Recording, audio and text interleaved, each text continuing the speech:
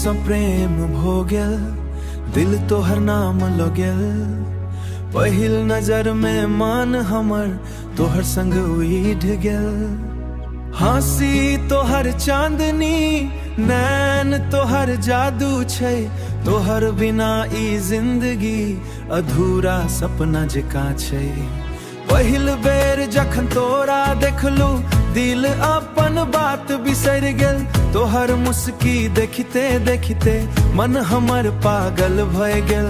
हाथ में हाथ जखन देले संसार स्वर्ग सा लागल।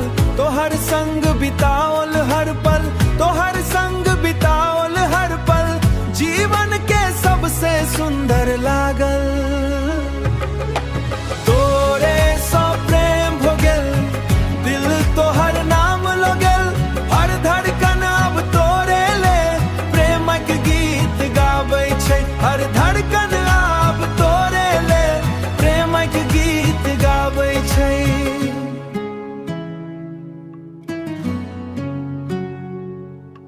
तोहर नैनक गहराई में हम अपन संसार देखै छी। तोहर सपना पूरा करबाक भगवान से प्रार्थना करै छी।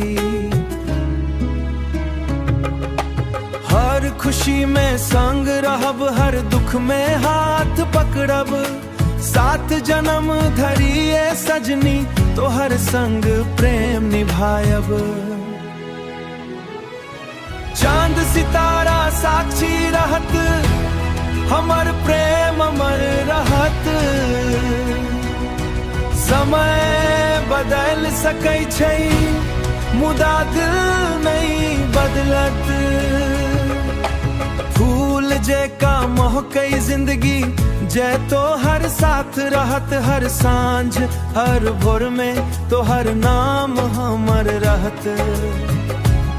तोहर हंसी हमर गीत बनत, तोहर प्रेम हमर जीत बनत।